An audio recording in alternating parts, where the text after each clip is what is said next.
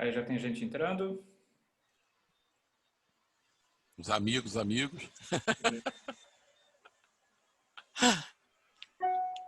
Vamos dar só um minutinho para dar chance de mais gente entrar, a gente já começa.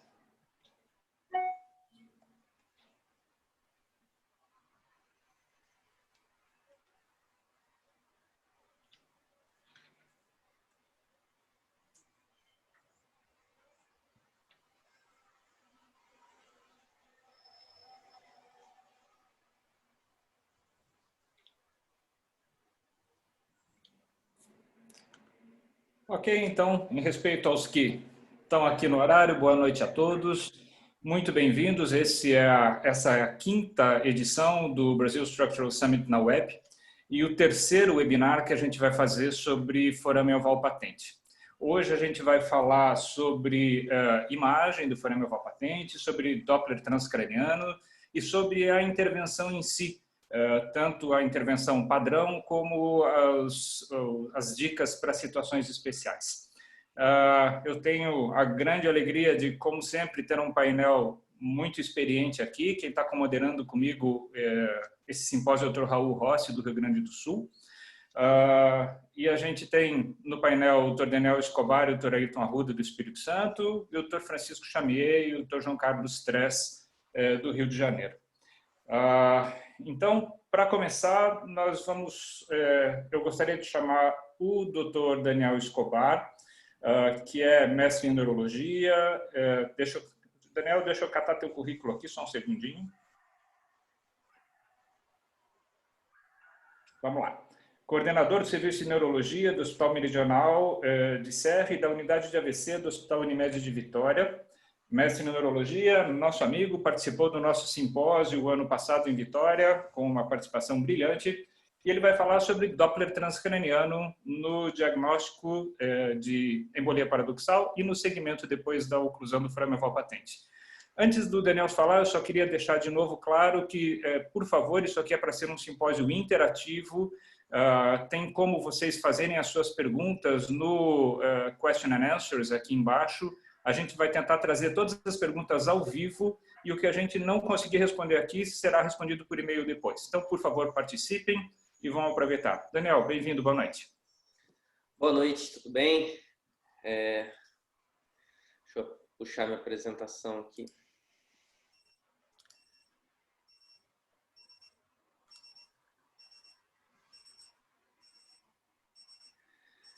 Agradecer a equipe organizadora aí, a comissão organizadora. É sempre um prazer estar aí conversando com vocês. Como sempre, um infiltrado da neurologia no meio dos colegas da cardiologia. Eu aprendo sempre muito com vocês. Eu tinha feito a apresentação, mas hoje à tarde eu estava vendo, eu acabei passando a maioria das coisas para inglês, porque ano passado a Ayrton tinha pedido para deixar em inglês, aí eu acabei deixando por conta disso mesmo. Tudo bem? Todo mundo ouvindo bem? Aí, tranquilo? Perfeito. Está tranquilo, sim. Vamos lá.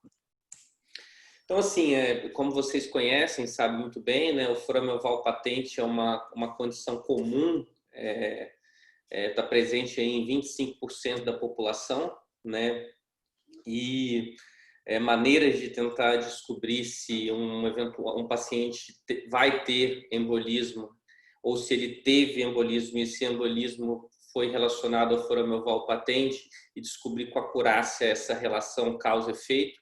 É a pergunta de 1 milhão, né, que todo mundo quer saber, né? É uma pergunta que ela é difícil, é muito difícil de chegar a essa resposta na prática clínica e a gente tem utiliza de alguns instrumentos para tentar chegar na resposta mais próxima possível. Certeza 100% absoluta é praticamente impossível. Mas uma das coisas práticas que eu recebo muito paciente com AVC, né, que eu utilizo na prática é buscar e buscar e buscar. E quando eu estiver mais cansado de buscar por fibrilação atrial, eu busco um pouco mais, né, porque isso é uma causa muito mais clara e óbvia a relação com a fibrilação atrial e AVC do que um forame oval patente, né. E além disso, se o forame oval patente for a causa, possivelmente a anticoagulação, que é o tratamento da fibrilação atrial, pode também ser tratamento, talvez não o melhor, mas sim um tratamento do forame oval patente. quando você acha o forame oval patente, você determinar a relação desse forame oval patente com a possibilidade de ter sido relacionado ao AVC, ter sido a causa do AVC, é uma tarefa difícil, como eu estava falando antes. Uma das formas que a gente pode utilizar é esse HOPE Score, mas ele não é completo, ele tem que ser útil em mãos hábeis, né? Ele falta algumas determinadas, por exemplo, as características anatômicas do FOP, quanto que esse FOP, qual a condutância desse FOP, né? São fatores que são de extrema importância, a presença ou não de aneurisma de septo atrial, né? São coisas que indicam qual aumentam a chance desse FOP estar relacionado aí a um evento embólico. A maioria das vezes o forame oval patente, a oclusão do forame oval patente é uma terapia que ela é extremamente eficaz, né? Com 93% de resolução em 6 meses. E ela tem um número necessário para tratar, são 37 FOPs que você tem que ocluir para você prevenir um AVC, então é um número que a gente tem que usar com cautela. Do ponto de vista de prevenção de AVC, para vocês terem ideia de que existem outros dados que têm mais impacto, você tratar um paciente com uma oclusão proximal, né, com trombectomia mecânica, que tem uma cerebral média ocluída, dentro da fase aguda, esse NNT de 2, né? Então, claro que o NNT de 37 não é um NNT ruim, mas assim, é uma medida que tem que ser olhada com cautela.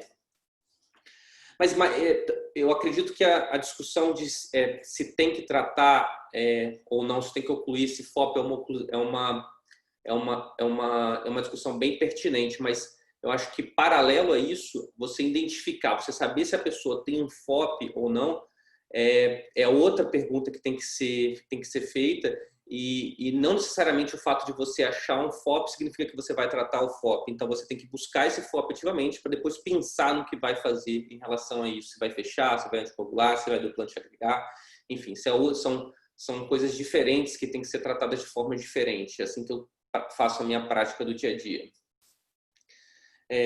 Entrando especificamente no tema do Doppler transcraniano para pesquisa de forame oval patente, a técnica que a gente utiliza é uma técnica validada na literatura, que a gente usa 2 seringas, né, com uma delas com 9 ml de salina e 1 ml de ar, faz uma troca num catéter three-way, né, um técnico de enfermagem treinado. Isso é muito importante.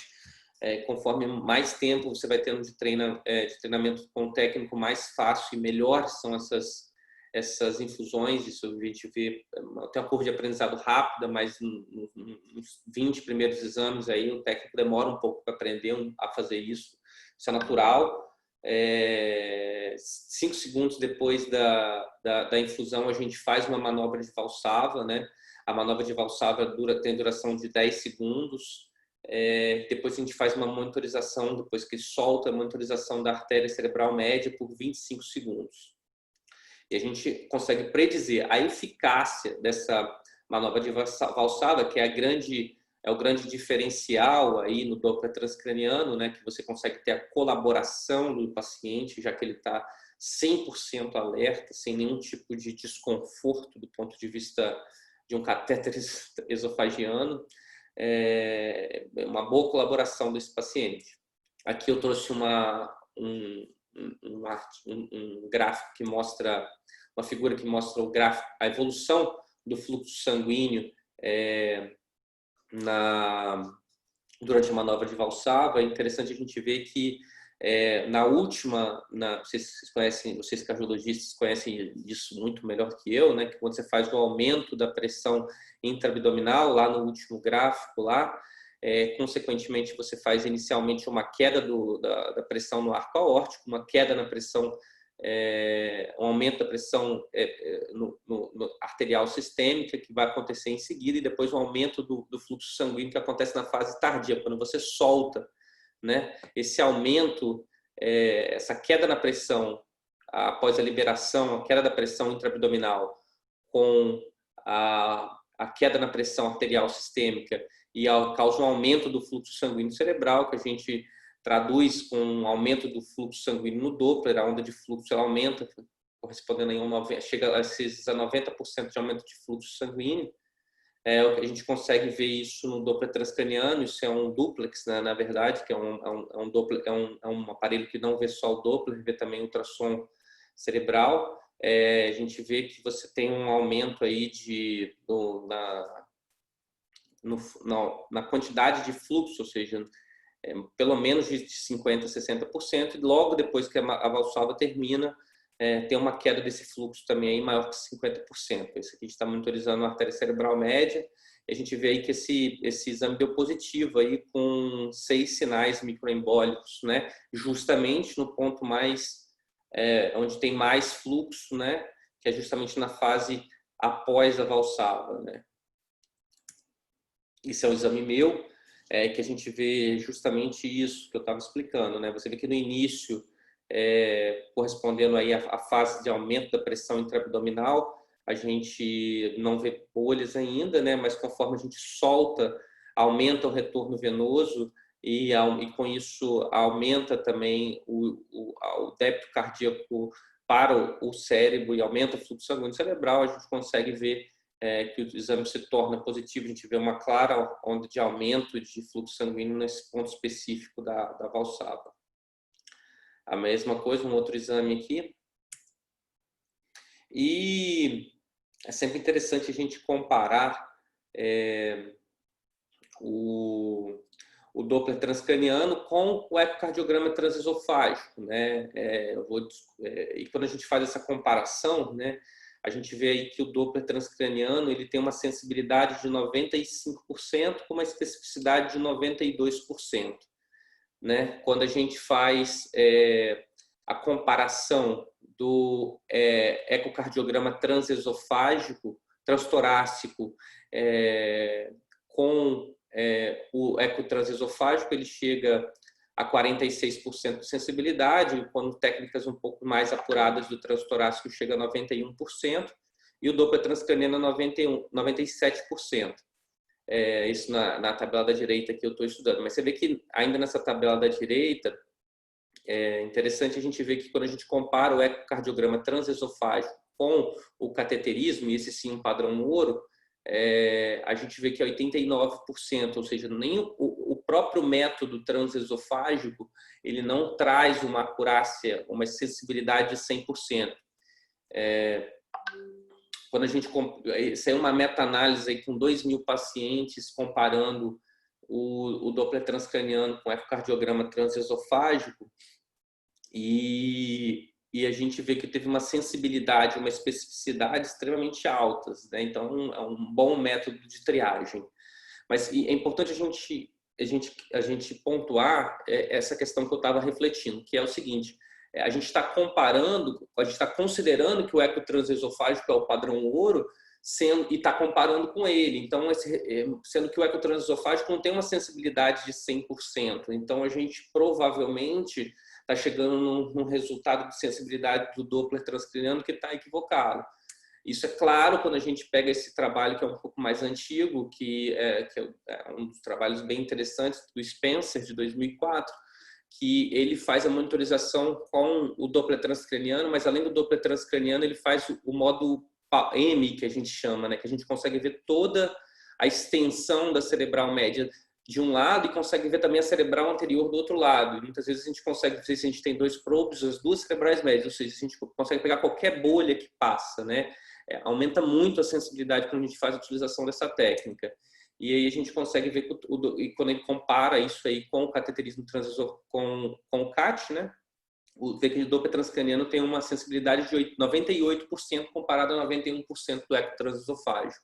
Então, considerando que sensibilidade é um dado que a gente tem que utilizar para fazer repercussão em exames de triagem, o Doppler transcraniano se enquadra muito bem, já que ele vai ser utilizado como exame de triagem, para dizer assim, não há, ou seja, é um exame que tem alta capacidade de dizer não há shunt direita-esquerda. Fazendo uma comparação dos três métodos aí, né, o ecocardiograma transtorácico, o Doppler transcraniano e o transesofágico. O transtorácico ele é prático, né? É feito ali rapidinho, encontra em qualquer lugar. como desvantagens, ele é uma resolução baixa, é pouco sensível, você não consegue ver características anatômicas bem do FOP. O Doppler transcraniano ele é extremamente sensível, barato, extremamente seguro, fácil de fazer, um exame extremamente simples de fazer do ponto de vista de técnica, mesmo seguindo rigorosamente a técnica aplicada.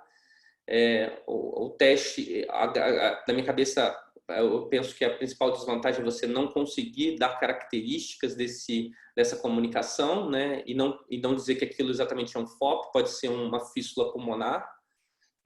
O eco transesofágico ele tem uma acurácia alta, ele consegue ver o septo, ele consegue predizer dizer que aquela bolha que está passando realmente é no átrio. Você precisa de utilizar ele para planejar um fechamento, né? Mas é um exame invasivo, né? Semi-invasivo, né? Precisa de um pouco de sedação. É difícil você fazer o paciente colaborar de forma 100% eficaz na manobra de Valsalva. Tem alguns riscos, né? Que vocês sabem muito mais disso. Ele pode não ser utilizado em pacientes que têm dificuldade de deglutição. Então, o Doppler transcraniano ele deve ser a primeira ferramenta de rastreio, né, do ponto de vista da minha avaliação inicial. É barato, fácil de fazer, não invasível, né, e o eco transesofágico como uma segunda ferramenta, né, baseado principalmente um guideline que traz isso como uma recomendação, um posicionamento da Sociedade Europeia de manejo de forame oval patente, de busca por forame oval patente. Então, a recomendação de utilização do ecocardiograma transtorácico como o primeiro exame, que ele é disponível e fácil para todos os locais e todas as pessoas. E depois disso, se esse exame for positivo, a gente já vai direto para o eco transesofágico. Mas se esse exame for negativo, aí sim a gente vai para um Doppler transcraniano. Se esse Doppler transcraniano for negativo, a gente para, ou seja, sensibilidade elevada do exame, o exame capaz de dizer que não há comunicação direita e esquerda, a gente vai investigar outras causas do AVC criptogênico. Se o exame for positivo, seguimos com o eco transesofágico para delimitar as características físicas, estruturais dessa comunicação direita-esquerda, e se ela é realmente uma comunicação direita-esquerda. Esse é um algoritmo que eu utilizo na minha prática, né? E que vai em acordo aí com o posicionamento da Sociedade Europeia de manejo de forame oval patente. Uma coisa que vale a pena discutir, que é pouco falado, né, é a questão do segmento desses pacientes com forame oval patente que fazem a oclusão. Esse trabalho de 2015 de um grupo italiano aí, ele fez justamente isso, né?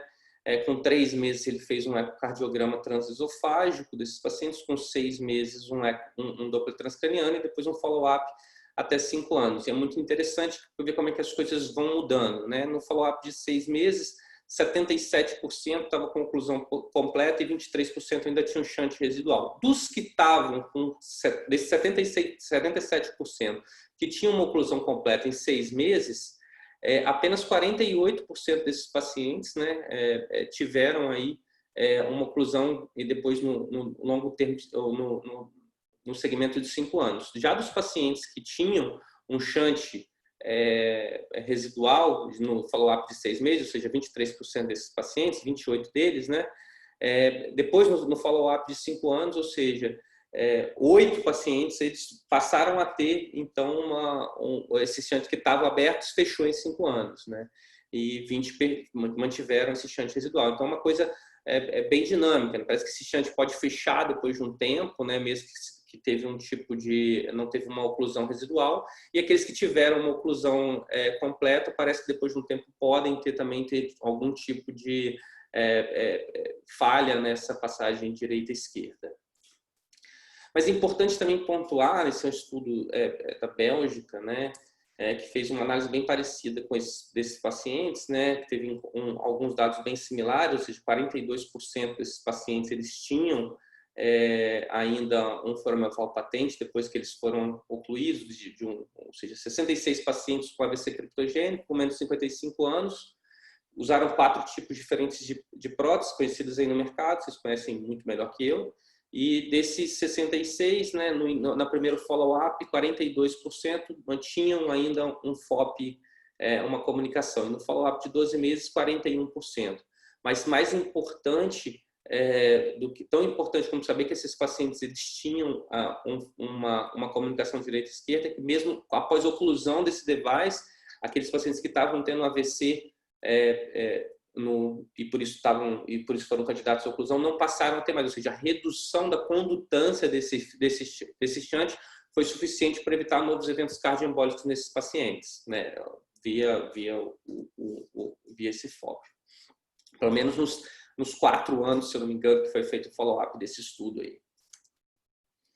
Por último, né, esse trabalho mais recente aí do grupo de Las Vegas, publicado em 2019, mostrou que com 400 e poucos pacientes, com subtipos diferentes de próteses, né, foram testados 6 próteses aí, encontrou-se resultados diferentes para esse tipo de para cada tipo de prótese e um resultado diferente do ponto de vista de oclusão, sendo que algumas delas tiveram mais eficácia e algumas um pouco menos, assim como também algumas tiveram um pouco mais chance de ter fibrilação atrial como complicação do procedimento. Por último, eu queria, essa é uma escala que a gente usa, que não adianta também falar depois que o paciente fecha o FOP, aí encaminha, volta para mim para a gente avaliar se esse Doppler está tendo alguma condutância, e passa uma bolinha. Na verdade, não adianta, né? Isso é muito pouco. Para a gente começar a pensar que esse FOP está tendo uma recidiva, tem que ter pelo menos um grau 2 nessa classificação de Spencer, ou seja, pelo menos 11 sinais microembólicos para que se diga que há, de fato, uma nova passagem significativa nesse forame. Isso aí é uma classificação de Spencer e é consenso esse tipo de interpretação. Agora, sim, por último, eu acho que vale a pena sempre ter essa reflexão, esse exame meu, que é bem interessante, que bota, se você não tivesse mais nenhuma informação desse paciente, só que ele teve um AVC, tá? Não vamos botar nenhum tipo de detalhe. Daí ele tivesse esse exame.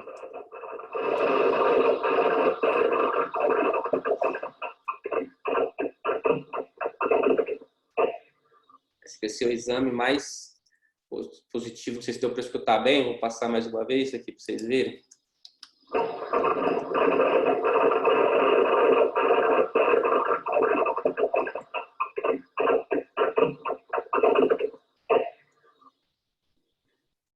Vê que ele é um exame, é o famoso padrão cortina, né? Nem um chuveiro de sinais microembólicos, forma uma cortina ao longo da sua tela, extremamente positivo, de alta condutância. Acho que era isso que eu tinha para discutir com vocês. Estou aberto aí a trocar ideias, informações, discussão. Acho que as perguntas vão ficar para o final, né? Na verdade, não, Daniel. A gente tem... Isso. A gente gostaria de fazer o link, Raul, por favor? Isso, não, eu estava com o microfone desligado, desculpa. Excelente palestra, Daniel. Acho que eu gostaria de comunicar aos colegas que, além de tudo, o doutor Daniel não se furtou, mesmo estando em recuperação de Covid-19, a apresentar esse caso. Ou seja, por favor, atualizem os antivírus do computador aí. Mas, de qualquer maneira, nós temos 3... A palestra foi extremamente instrutiva, mas... e nós temos 3 perguntas, e no interesse do tempo eu gostaria de fazê-las para tu responder, Daniel. O doutor Diego te pergunta se você tem preferência por acesso no teste de microbolhas, veia periférica ou veia central. Essa é uma pergunta boa, né? E a gente, muitas vezes, é difícil da gente fazer o ideal, né? Primeiro é o seguinte, eu tento fazer... Central não dá para fazer, acho que talvez um acesso mais proximal. Eu acho que eu te pediria para tu descompartilhar a tua tela, por favor, perdão. Daniel. Peraí aqui. Alô? Peraí, só vou tirar aqui o compartilhamento. Alô? Aqui da tela. Perdemos. Só.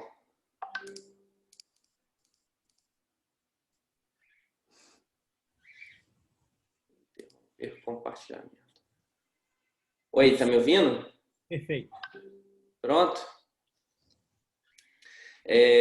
Bom, então assim, acesso central não dá, né? O que dá para ser feito é um acesso mais proximal e o mais calibroso possível. Eu tento fazer a veia anticubital, preferência do lado direito, e tento fazer um acesso pelo menos com calibre 20. Esse é o ideal que eu tento fazer na prática. Tá ótimo. Mas muitas vezes não dá, né? Já teve doente que minha técnica hoje em dia, graças a Deus, ela é bem treinada. Ela consegue fazer bem os acessos um pouco mais calibrosos, mas já tive paciente que eu tive que ir para a mão, teve paciente que ir para o pé. Eu deixo isso registrado no laudo, depois eu tento ver um outro momento para ir com mais calma, mas o ideal é mais proximal, mais calibroso possível. O doutor, muito obrigado. O doutor Armandio Rampinelli pergunta qual o percentual de alterações neurológicas transitórias ou definitivas do exame.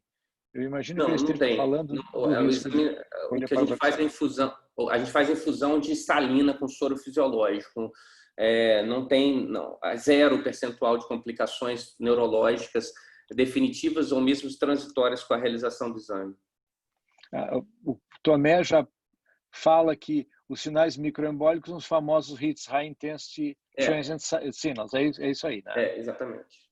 Bom, a minha pergunta é a seguinte, para finalizar e não te deixar descansar um pouco, mas o que nós vemos todos os dias no eco transofágico, o paciente vem no consultório com eco transofágico shunt grau 3, passa 4.656 bolhas, tu vai fazer o procedimento sob anestesia geral com algum tempo de jejum, o shunt direita e esquerda não é tão grande.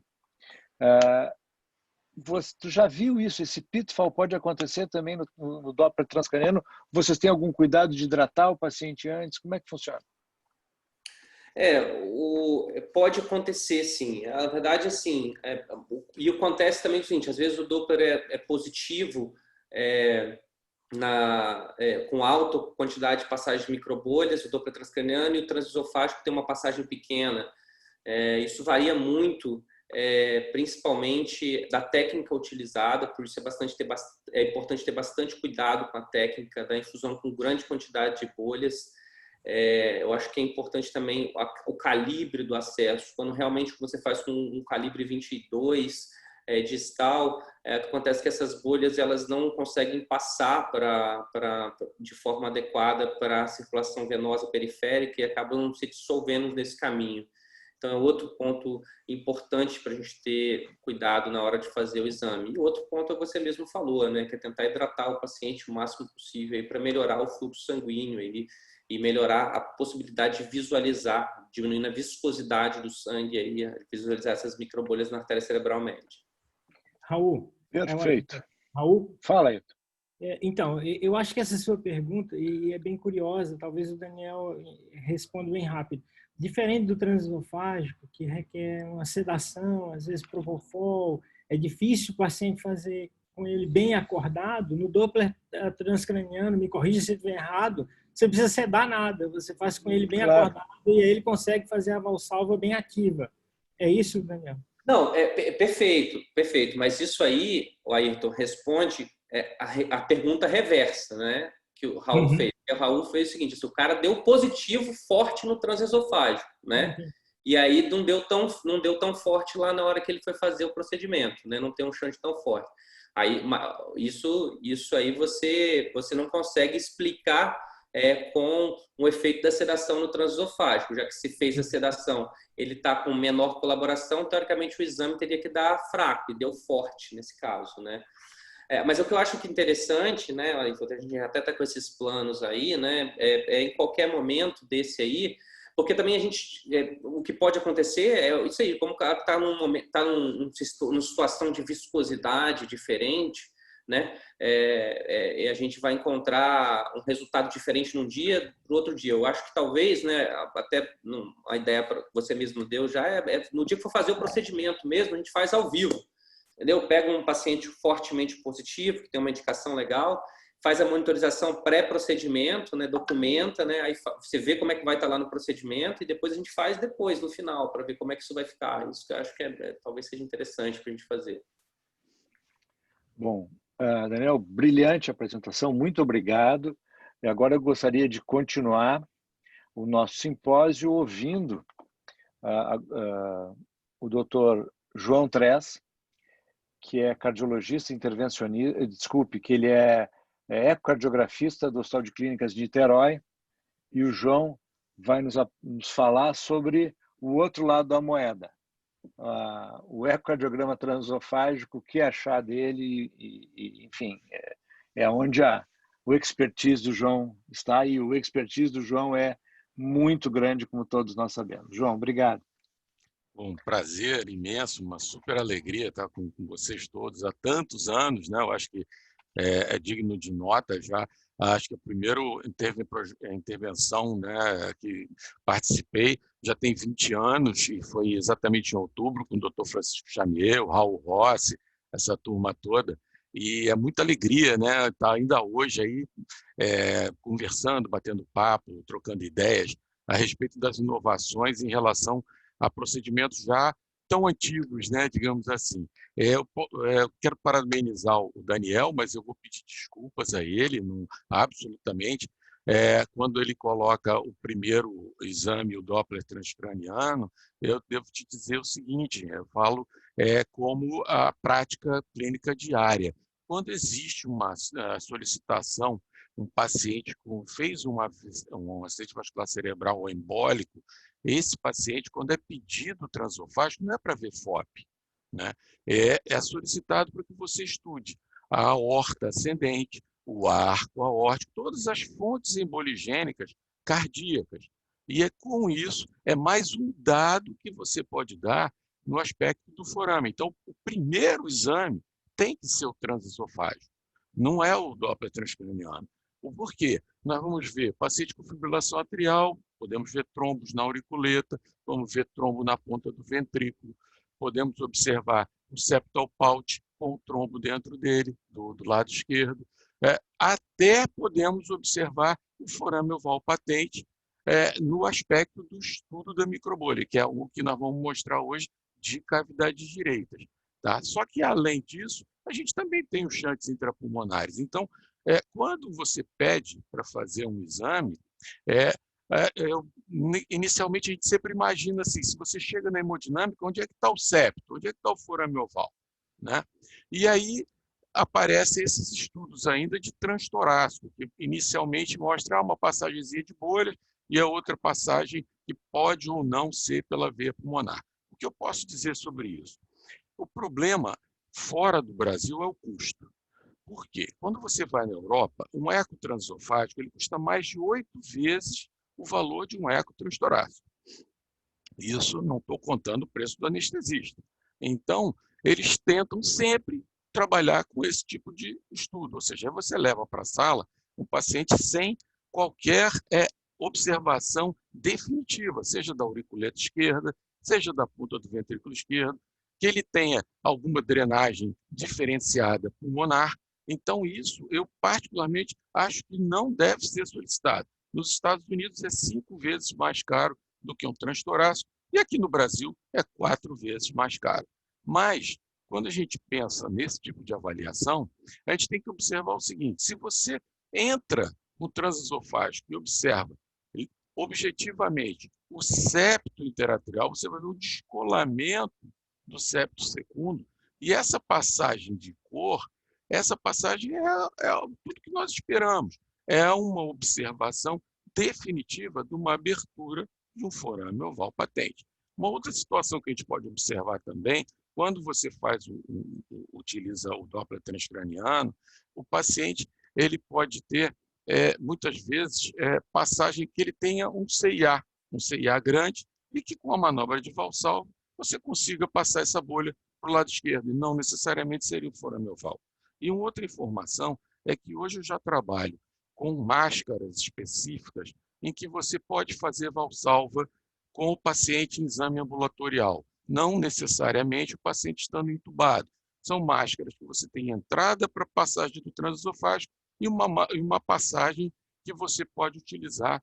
O anestesista utiliza um mecanismo para que force e faça a manobra de valsalva. Então, tem muitas questões em relação apenas a você fazer um método. Eu acho que até falo isso hoje, é uma prática no hospital que trabalho, no Complexo Hospitalar de Niterói, e que o paciente que tem uma embolização com acidente vascular cerebral comprovado com a parte da radiologia. Esse paciente, para que vai fazer um transtorácico? Você já economiza do valor do transtorácico para depois um transesofágico? Não, você faz um transesofágico de cara. E aí, objetivamente, o que você vai fazer? Um estudo de microbolhas. No caso aqui, estamos falando na busca do forame oval. E aqui está um septo interatrial, isso a imagem bidimensional, mostrando que não existe nenhuma passagem para o lado esquerdo. E vale ressaltar que os estudos que falam muito, comparando o Doppler transcraniano, como esse de 2004, em 2004, eu digo para vocês, eu já fazia eco transesofágico, e a gente tinha um eco monoplano.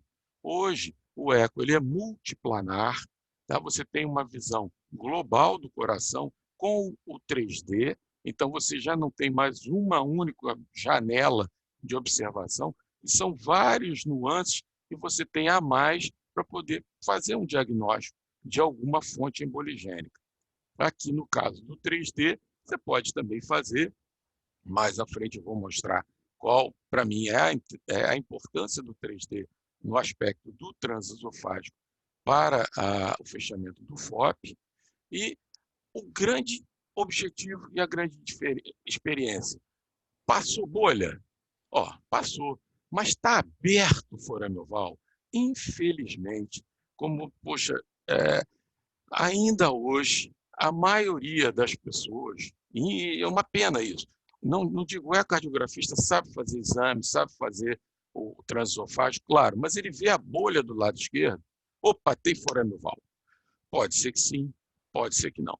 O que você, na verdade, tem que observar é a passagem da bolha e não apenas visualizar a bolha do lado esquerdo. Então, o que você pode fazer?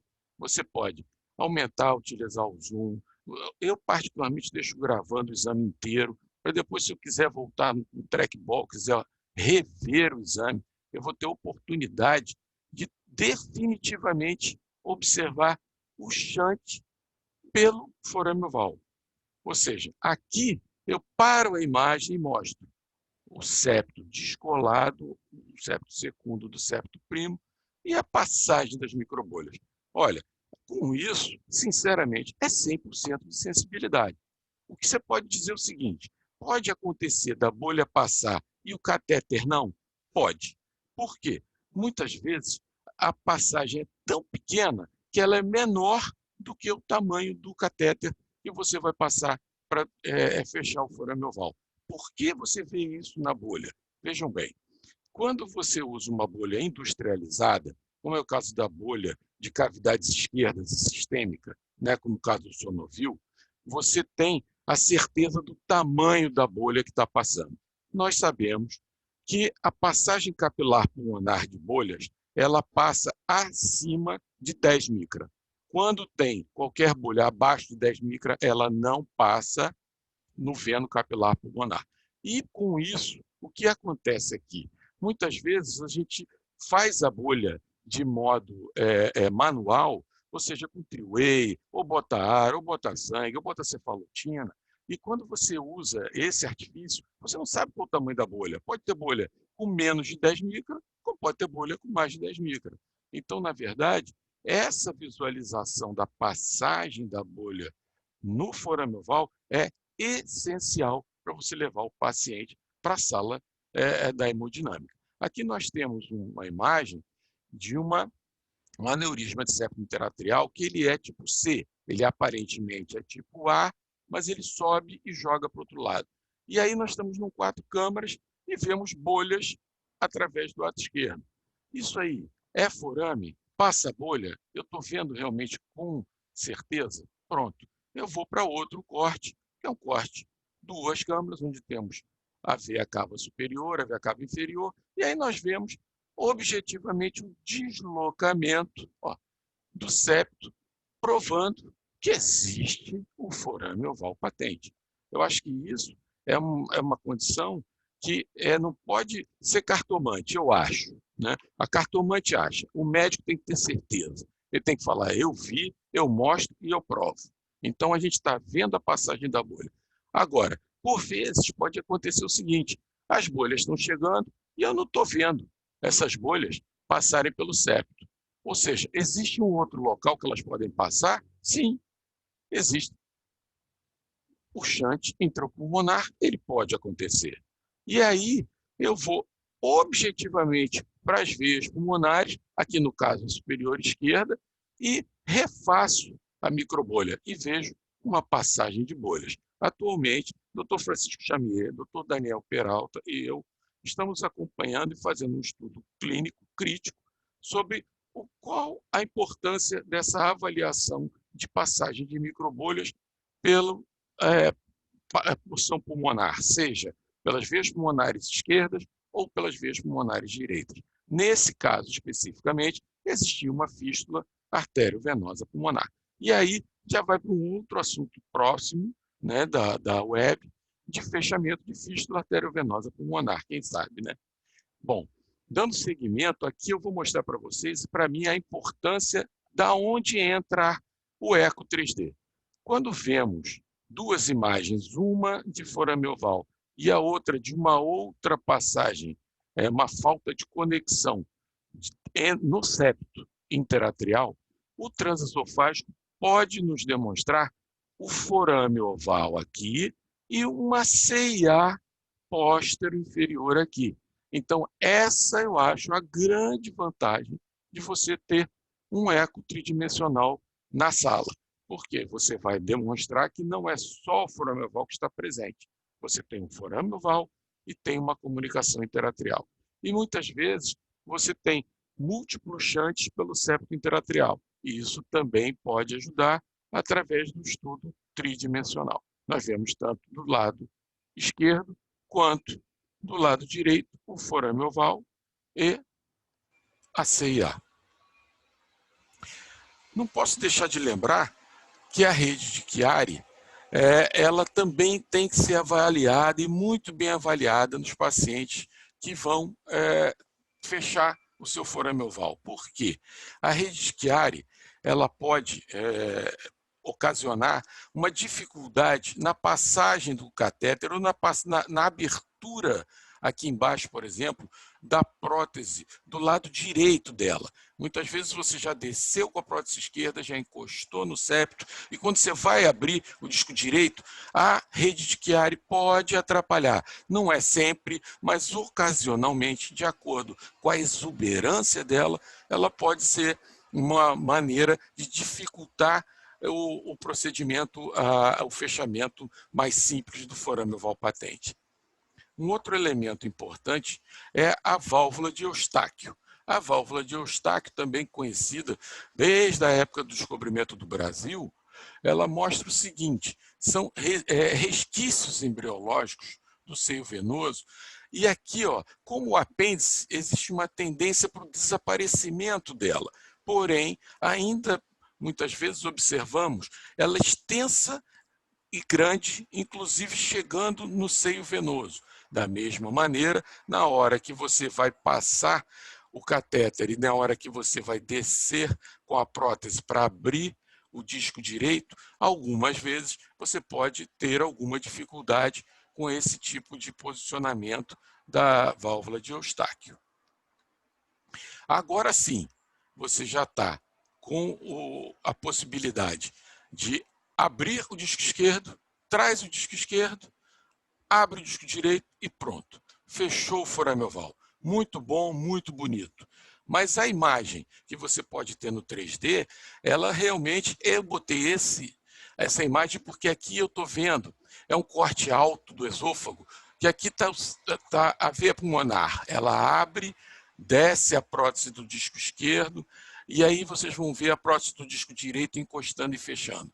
Essa observação do esôfago alto, ela nos mostra o septo interatrial aqui é o folheto anterior da válvula mitral, o folheto posterior, a aorta ela está longitudinal aqui pelo lado direito atrás, e aqui nós vemos aonde vai sair o disco dito esquerdo, quando você abre o disco esquerdo para trazer. Se você tem uma imagem dessa em 3D, junto com a imagem da hemodinâmica, não há dúvida de que esse procedimento será 100% sensível e 100% específico.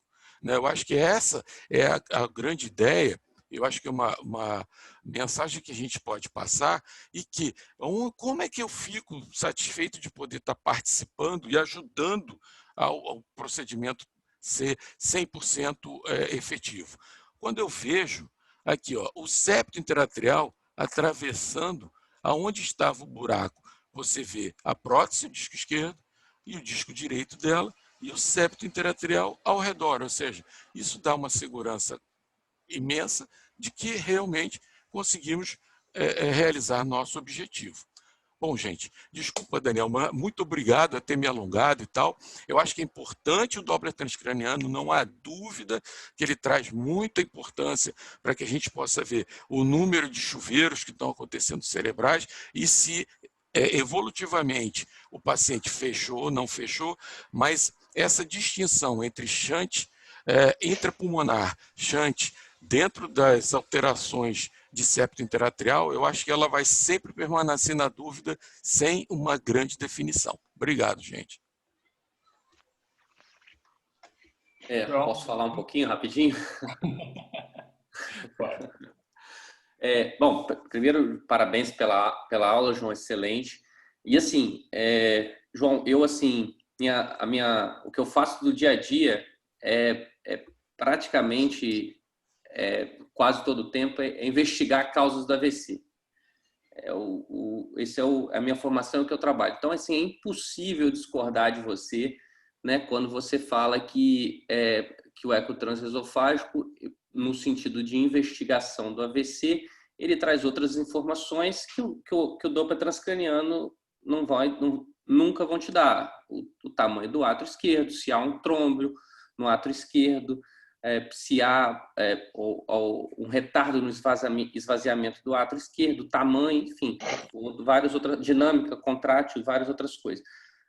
A grande questão, do ponto de vista de triagem, é a questão da pergunta. A pergunta não é qual é o melhor exame para investigar causas de AVC criptogênico, qual é o exame mais sensível para investigar uma comunicação veno-arterial. Uma comunicação veno-arterial, uma comunicação direita-esquerda. Aí sim, eu trabalho com o Doppler transcraniano e acredito que ele tem uma sensibilidade, talvez não melhor, mas similar, né? E que tenha vantagens de ser mais prática no dia a dia. Esse que é o ponto que eu quero colocar. Não, eu acho que é importante você falar isso sim, porque é o seguinte, o número de erro ainda é muito alto, sabe, Daniel?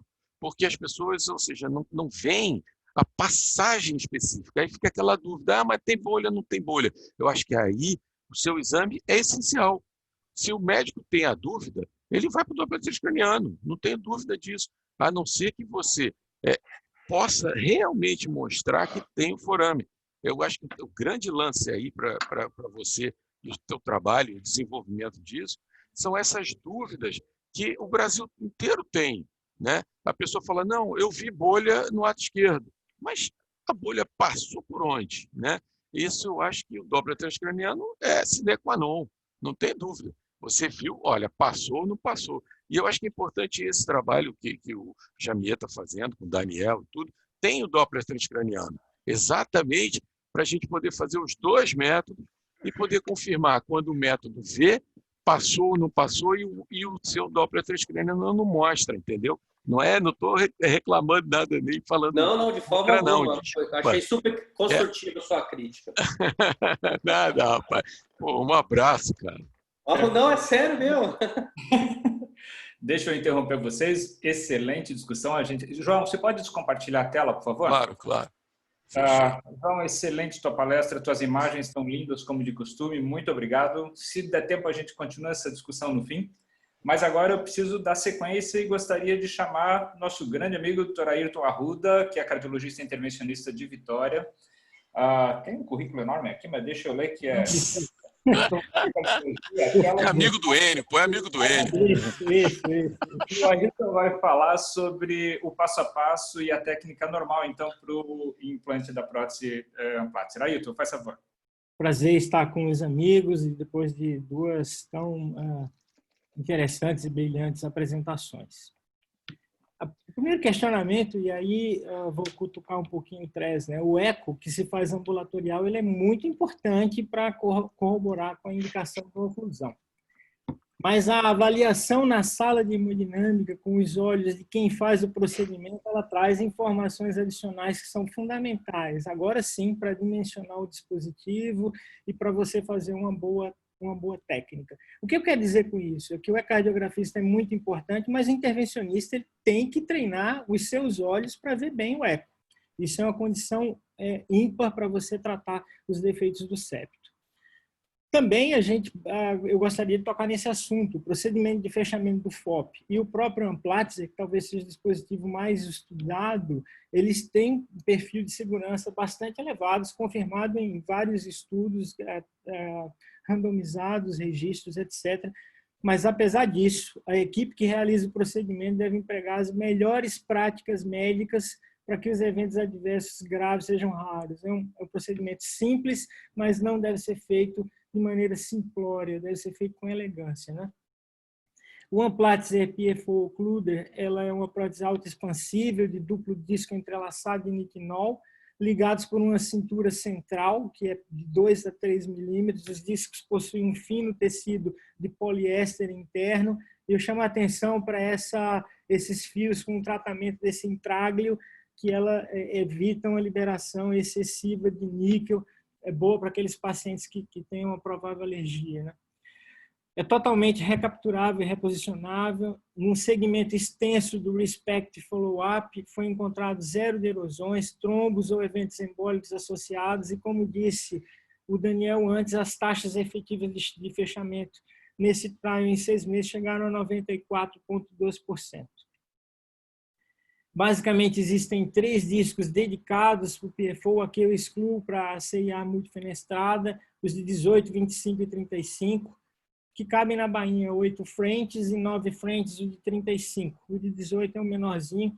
Lembrar que o de 18 tem 2 discos iguais, o de 25 e 35, os discos do lado direito são maiores, né? Então, depois do ETE, do eco transesofágico bem feito, você deve lembrar de situações que podem impactar o procedimento, como presença de filtro de via cava inferior e as alergias a níquel e alergia à aspirina, etc. Você precisa se atentar para isso. E vamos para um caso clínico para daí a gente ilustrar o passo a passo. Um homem de 47 anos que procurou um neurologista por queda, algumas quedas e precedidas por perda súbita da consciência. Na tomografia ele tinha uma área isquêmica recente, no hemisfério cerebelar esquerdo, também tinha uma área um pouco mais antiga, nesse mesmo hemisfério cerebelar. Fez um eco transesofágico, mostrou um FOP com grande passagem de microbolhas, uma abertura espontânea de 2 milímetros. Não tinha arteriopatia, visto na angiorressonância, tanto intra quanto extracraniana. O Daniel fez um Doppler transcraniano desse caso, que mostrou uma grande passagem, o padrão em chuveiro e cortina na artéria cerebral média direita, tanto em repouso quanto em vassalva, e que ele chamou a atenção para um exame fortemente positivo para a comunicação veno-arterial, né? O Holter que ele fez repetidas vezes foi sem FA ou arritmias significativas, e a pesquisa de trombofilias foi negativa. Foi decidido, então, tratar esse paciente. Quando você leva para a sala, o primeiro questionamento é: faça sedação leve ou anestesia local. Bem, isso é um conceito que é útil para quando você usa o ICE, quando você usa o eco intracardíaco. Quando você faz o eco transesofágico, embora alguns façam isso sob sedação, eu acho extremamente desconfortável e na nossa prática a gente prefere fazer isso com anestesia geral. Quando se coloca na sala, novamente se faz a interrogação do FOP com o ETE e se faz o estudo também da anatomia e fisiologia. O acesso venoso, a gente costuma usar a veia femoral comum direita. A punção, normalmente, a gente usa a prática guiada por fluoro, guiada por ultrassom é uma exceção. Se faz heparinização para se manter o TCA em torno de 250 segundos e uso de antibiótico. Isso deve ser sistemático para implante de prótese. Esse caso aqui tinha elementos bem simples, então, como o Enio disse, vamos falar do beabá e depois as coisas que fogem a essa nossa prática diária, né? Um FOP com um túnel bem curto, uma abertura de 2 milímetros aproximadamente e com uma grande passagem de microbolha, né?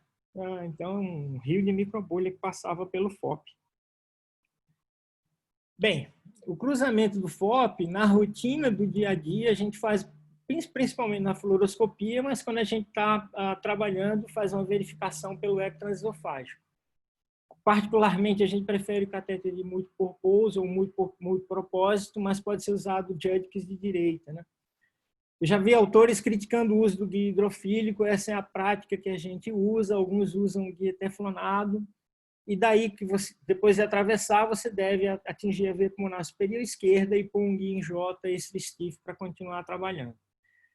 Alguns casos são mais desafiadores, você deve engajar no limbo, ter um pouquinho de paciência, visão do eco transesofágico, buscar a aorta, buscar o bicaval, faz rotações suaves do catéter, horário, anti-horário, para ele pegar uma posição mais superior, mantendo engajado na fossa. Quando você perceber que ele está engajado na fossa, avança um pouco e avança o fio guia, é uma estratégia. Impossível é quando não tem FOP. E quando aquela quantidade toda de microbolha que você viu vem de fístula pulmonar, porque senão ele vai ser possível atravessar. E se for tão impossível assim de passar um catéter um guia, provavelmente não passou coágulo também. É esquisito a gente pensar assim. Bem, aqui os créditos do Dr. Murilo, lá do CIAS, nosso cardiografista, o catéter MP vindo da cava superior, o septo interatrial, veia cava inferior. E aqui uma ferramenta que ajuda bastante na prática é usar essa tecnologia de dupla imagem na Cine, onde você vê o catéter e vê também na fluoro e vê o catéter através do eco transesofágico e vê a passagem dele, né? Então, aqui um manuseio gentil do catéter, atravessou o forame oval e você confirma isso no eco transesofágico. Isso é o passo a passo bem simples, né? Uma vez feito isso, a gente joga o fio na veia pulmonar superior esquerda, que também você pode monitorar pelo eco transesofágico sem necessidade de usar uma gota de contraste. Ali, você pode fazer uma primeira coisa, que é medir a pressão do átrio esquerdo, que tecnicamente é a pressão venosa pulmonar. Se você estiver fazendo sob sedação, vale a pena ficar atento.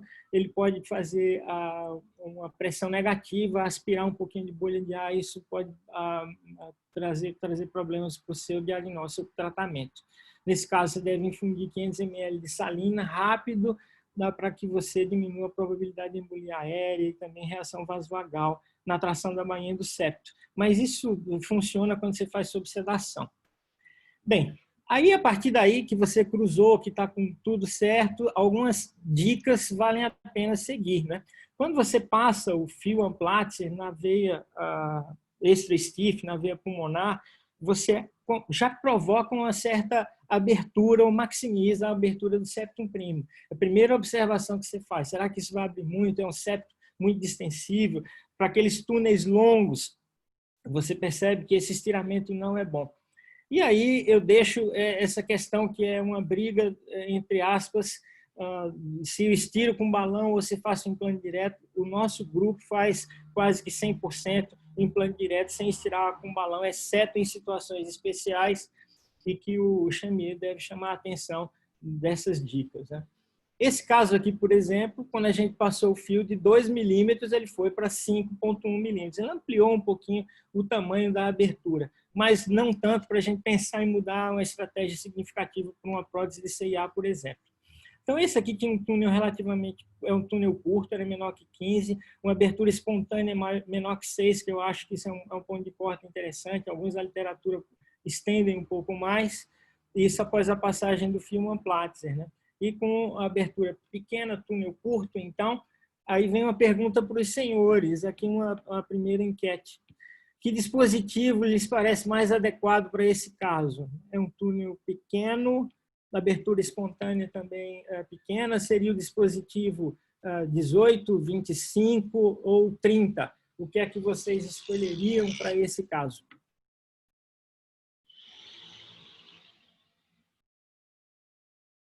Bem, a votação está a todo vapor e, pelo jeito aqui, alguns usariam o dispositivo, perdão, era o 35 no lugar do 30 aqui, perdão, o 25, 18, 25 e 35, e aqui nós teríamos, a maioria usaria o dispositivo 25, percentual pequeno usaria o dispositivo 18.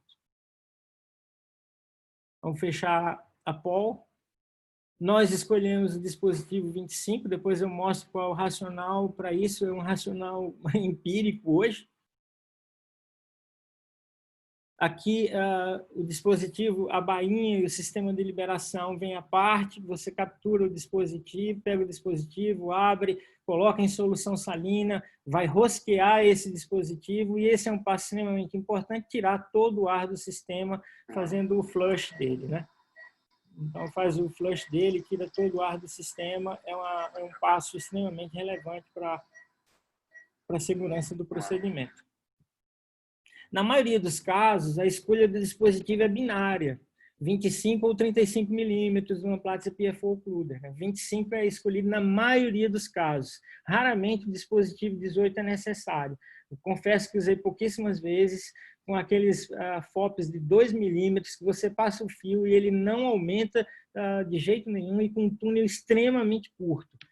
Mas eu não sei se tem vantagem de você usá-lo, ou o 25 cumpriria bem esse papel. O de 35 ficaria mais apropriado para aquele septo hipermóvel associado a aneurisma de septo secundo bem espesso ou grosso, e talvez nos túneis longos, que é um assunto que o Chamier vai colocar isso na sequência, né? Chamaria a atenção que um túnel muito grande, os discos são menos propensos a ficar planos, a borda do dispositivo pode afetar estruturas adjacentes, como a mitral, as veias pulmonares e principalmente o teto do átrio esquerdo, podendo provocar erosão, né? E daí vem seu tamponamento depois. Muito pequeno, o disco do átrio direito pode prolapsar para o túnel, né? E facilitar a embolização ou levar ao fechamento incompleto. Então, talvez essas regrinhas nos ajudem a ter um maior perfil de segurança. Fechamento de defeito, a gente passa a bainha, na 25, o Platzer tem um perfil baixo, eu posso usar a bainha 8. Monitoro também com eco transesofágico. E a seguir eu começo a passagem propriamente do dispositivo, recuo esse dispositivo para ver se ele está bem fixado, se o screw, o rosqueamento foi adequado, né?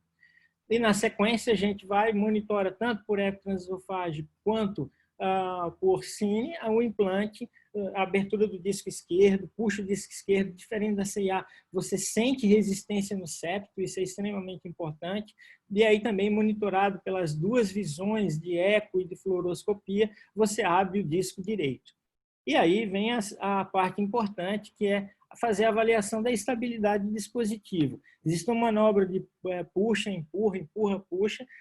Eu confesso que a literatura indicava isso no início, mas hoje o fato de estar bem fixa no puxa-empurra não quer dizer que ele não vai prolapsar, e o fato de você puxar não quer dizer que ele ia ficar fixo. Então, é uma manobra para FOP, principalmente com eco 3D, que eu acho pouco útil hoje em dia. Mais importante que isso é verificar a inserção do tecido entre os discos, principalmente quando você faz a reconstrução em 3D. E ver se o dispositivo tem algum prolapso através do defeito, principalmente em túneis longos, né? A seguir, pede para o ecocardiografista ver a mitral, ver teto do átrio esquerdo, ver se isso está tendo algum impacto. Fechamento adequado, faço colo, faço solução salina, colo sempre, e solução salina eu tenho críticas, porque senão é uma prótese já totalmente fechada, o pertúrito está aberto e com muita frequência continua havendo passagem de microbolha. Aqui no corte de duas vistas para reconstrução depois do 3D, e o Doppler mostrando, às vezes, um pouquinho de shunt intraprótese, o que é totalmente aceitável, né?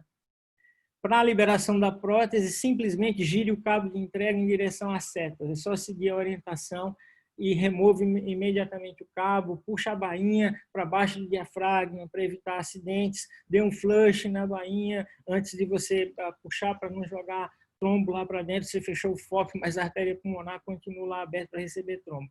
Então, faça a avaliação final do dispositivo através do eco e da fluoroscopia. Eles falam no sinal de Pacman que também acho que com eco transesofágico, esses sinais fluoroscópicos são pouco úteis.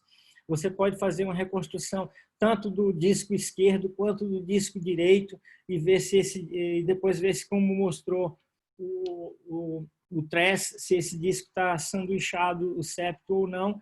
E você faz microbolha e vai continuar passando um pouquinho de microbolha. A prótese continua vazada. Então, isso é algo que eu tenho críticas, um senão a isso. Então, a primeira coisa que se pergunta é se eu faço uma reversão parcial da heparina ou com protamina versus não fazer. Eu prefiro não fazer. É muito simples. Os pacientes que não fizeram ataque de clopidogrel, é um bom tempo para você acordou, faz o ataque de clopidogrel, faz a remoção manual do introdutor. Habitualmente são dispositivos finos que não precisam ser fechados com perclose, né? E na nossa rotina está um eco transtorácico para pré-alta, antes da alta, no dia seguinte, normalmente, para confirmar a posição do dispositivo, excluir derrame pericárdio e surpresas desagradáveis, né? Orientar o paciente com relação a hematomas e possíveis complicações de punção, palpitações, que é a presença de FA que pode surgir depois, a percepção do dispositivo, que isso é algo extremamente raro, que poderia estar associada à percepção à alergia a níquel, né? E aqui esteja preparado para questões raras, felizmente muito raras e especiais, já finalizando, né?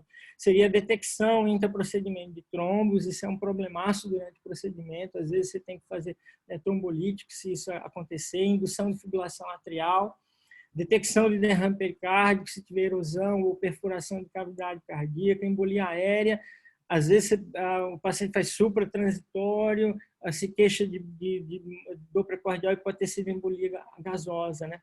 Ou embolização do dispositivo, que é algo raro, mas pode acontecer, e sintomas neurológicos sugestivos de AVC, já que você está tratando e esses êmbolos podem ir para lá. Isso aqui é uma embolização tardia, eu queria chamar a atenção do Daniel.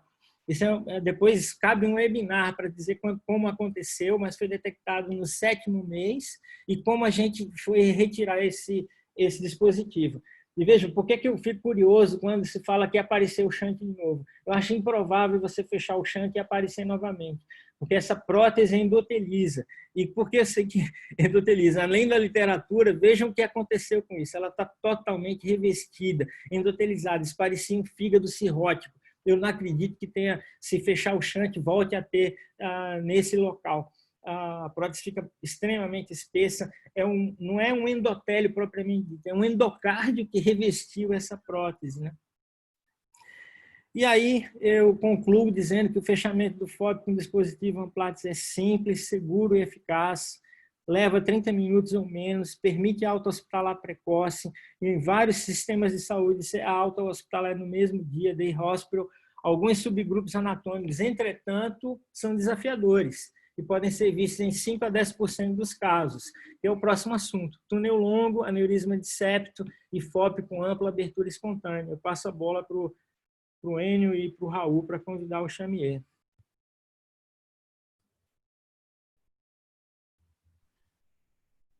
Bom, excelente palestra. Eu acho que tu fez uma coisa super boa, uma receita de bolo, checklist. Isso é super bom para quem está começando, gera segurança que nós não tivemos quando começamos. Todo mundo começou mais ou menos na mesma época e se via fazer, se ia nos congressos, tinha proctor, mas essa coisa do passo a passo é fundamental. Excelente aula, Ayrton. Eu vou pedir que as perguntas fiquem para o final, se não te importa, porque o nosso tempo já está meio se estrangulando. E eu gostaria, então, de chamar o Dr. Chamier para falar mais uma vez com a sua experiência e excelente qualidade de humor. O Chico não precisa falar do Chico, ele é mestre em cardiologia, chefe de setor de congênitos do Hospital de Servidores do Estado, amigo nosso de muitos anos, membro sócio-atleta do BSS Ele vai falar sobre lidando com situações especiais, túnel longo, com FOP com grande abertura e aneurisma do septo. Chico, tudo contigo. Boa noite, pessoal. Raul, eu não sei se eu agradeço essa introdução, mas enfim, eu vou pegar de onde o Ayrton parou. O Ayrton fez uma aula maravilhosa em que ele mostrou para a gente, passo a passo, de como é que é o implante de um dispositivo. E a oclusão do forame oval, ela é um procedimento fácil, na grande maioria das vezes. Tem que ser um procedimento seguro, eficaz e livre de complicações, porque você está fazendo, nesse caso, um procedimento que é profilático, isso não é um procedimento terapêutico. Mas, para que não se pense que isso é mole, aquelas coisas que o Ayrton pontuou no final, aquelas alterações, criam realmente problema, e aí é que a gente precisa do especialista para conseguir trabalhar com esse tipo de coisa. Primeiro, vamos começar com o túnel longo. O túnel é considerado a parte do septo primo que fica sobre o septo secundo. Então, esse comprimento aqui é o comprimento do túnel. E se considera um túnel longo quando este comprimento é maior do que 10 milímetros, ou igual a 10 milímetros. Bom, qual é o problema de você ter um túnel longo? É que o Ayrton mostrou também muito bem a prótese, vocês estão vendo aqui do lado, uma Platzer, o disco esquerdo, o disco direito, são paralelos e eles têm um ponto de fixação, tem uma porção central que fixa, mas não é como a prótese de C&A, que tem um mecanismo autocentrável, é simplesmente um pino. E o que vai acontecer se você colocar isso num túnel longo? O que vai acontecer é isso aqui. A prótese não vai conseguir se fechar, ela vai ficar deformada e muito provavelmente você vai ter um shunt residual na sequência. Bom, então tá, o que a gente faz com isso? Hoje, não mais. Antigamente existia uma prótese, que eu não sei se o pessoal aí teve chance de usar, eu usei uma vez só, chamada Premier, em que era uma prótese muito interessante, porque o lado esquerdo não tinha um disco, tinha essa estrutura, parecia uma cruz aqui, de plástico, e ela se conectava no disco do lado direito através de um fio, de um cordão. Então, isso permitia que você graduasse o comprimento do túnel. Se você tinha um túnel maior, você simplesmente esticava mais esse fio, se fosse menor, você esticava menos. No final de tudo, quando você estava na posição, você mantinha a tensão, cortava esse fio, fazia um nó e cortava o fio. E a prótese segurava essas situações de túnel longo. Outras opções foram propostas para esse tipo de problema também. A primeira delas é a punção transeptal. A punção transeptal, ela permite que você traga o orifício por onde você entra a prótese mais para perto da entrada do septo secundo, e aí você consegue colocar os dois discos paralelos. O primeiro maluco a propor isso foi o Carlos Ruiz, em 2001, que ele relatou, nos 2 anos anteriores, aí, todos os pacientes dele, ele fechou com punção transeptal. Independente de ser túnel longo, ser túnel curto, era a rotina dele implantar com punção transeptal. Ele usava a prótese Cardiocil, que hoje em dia já não existe mais, e que era uma prótese meio complicada para forame oval. Graças a Deus a gente tem coisas melhores hoje. Em 2005, o Tandy... não é esse Tandy, não. Ele apresentou um trabalho em que ele estudou 120 pacientes. Desses 120, 90% deles tinham um túnel de tamanho normal e túnel longo estava presente apenas em 10%. Ele utilizou 3 tipos de prótese, que era o Amplatzer PFO, o Cardiocil e a Cardia PFO Star, e que ele usou, vocês reparam que nos casos com punção transeptal, ele usou 83% de Cardiocil, e nos casos que tinham túnel normal, ele utilizou o Amplatzer. O resultado dele mostrou que a punção transeptal não é boa comparando com a oclusão do túnel. É óbvio, porque o túnel longo cria problema, né? Ele teve só 60% de oclusão total quando utilizou a punção transeptal. Nesse gráfico aqui ao lado, vocês veem a avaliação após 6 meses, que a coluna da punção transeptal ela tem muito menos oclusão total e tem muito mais shunt residual do que quando você tem o túnel. Outro trabalho que também mostrou a punção transeptal para fechamento do túnel longo no forame oval foi o trabalho de Thompson, que ele estudou de janeiro de 2010 a setembro de 2013. Ele encontrou nesse período 12 pacientes com túnel longo que ele considerou maior do que 12, igual ou maior do que 12 milímetros. E ele utilizou em todos os casos a prótese Helix, que é essa aqui que vocês estão vendo, que era a precursora da Gore Septal Occluder, né, da GSO. Ele achou 11 pacientes. Ele teve uma complicação, foi a perfuração da parede arterial pela punção transeptal. E no segmento tardio, ele conseguiu a oclusão completa em quase todos os pacientes, só teve um shunt residual pequeno em um caso. Isso aqui eu acho que é muito interessante. Seu nosso amigo Gianfranco Butera, de Milão, ele mandou uma proposta para você atuar fazendo o que ele chamou de angioplastia do forame oval. Isso é muito útil quando você tem túnel longo e tem uma abertura muito pequena, um túnel duro, um túnel rígido. O que ele propôs, então?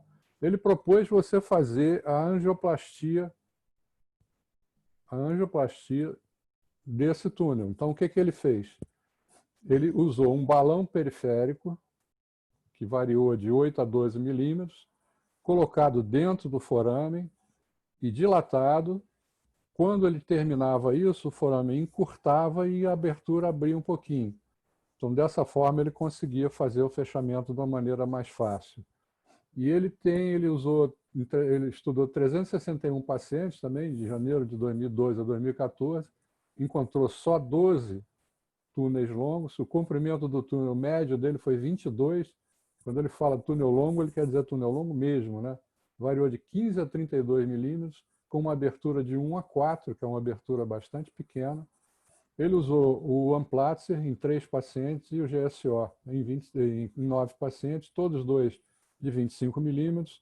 E no follow-up ele obteve a oclusão completa em 11 pacientes, ou seja, quase todos, também só com um shunt residual de pequena monta. Bom, isso aí foi o que a gente conseguiu apurar para trazer para vocês em termos de variação técnica para fechamento de túnel longo. Eu não tenho absolutamente nada contra nenhuma dessas técnicas, eu só devo dizer para vocês que eu não tive ainda a oportunidade de usar nenhuma delas. Mas eu acho essa do Butera muito interessante. Mas, bom, grande abertura. O Ayrton também tocou nesse assunto. Vocês estão vendo aqui do lado um forame com abertura ampla, espontânea, né? E aqui, esse trabalho foi o primeiro trabalho que associou o diâmetro do forame ao risco de eventos cerebrovasculares. Então, ele aqui estudou dois grupos. Um grupo de 121 pacientes que tiveram AVC ou AIT, um grupo controle com 123 pacientes. E o diâmetro médio do grupo que teve o AIT ou AVC foi de 4 mais ou menos 2, enquanto que o grupo controle era bem menor, de 2 mais ou menos 1. Então, ele concluiu que o forame de mais de 4 milímetros se associou ao acidente isquêmico transitório, ao AVC, e principalmente mais de um AVC, AVC recorrente. Então, na conclusão dele, ele disse que essa doença, vamos chamar assim, né, do forame oval, ele é capaz de ser um preditor de eventos cardioembólicos. Foi o primeiro que levantou essa lebre aí.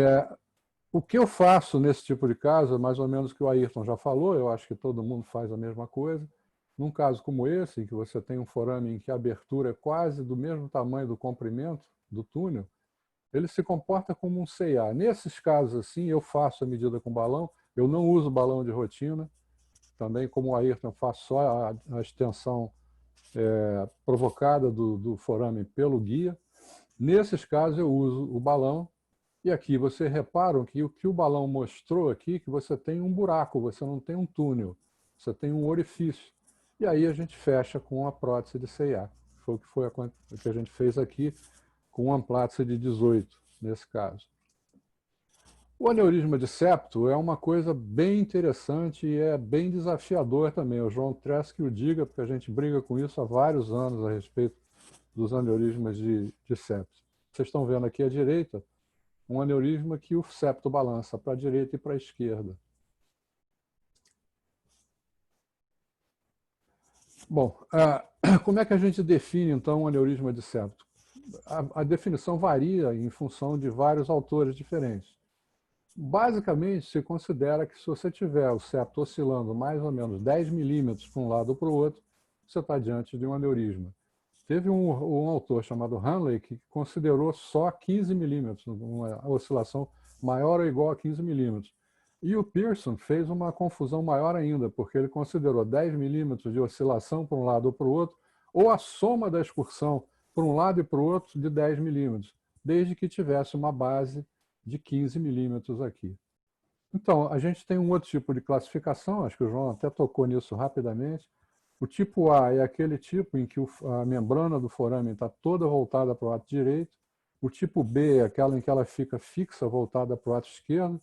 E o tipo C é aquela excursão que vai para os dois lados, ela balança de um lado para o outro, e que é, na nossa experiência, o que a gente tem mais comum, encontrado mais comumente aqui.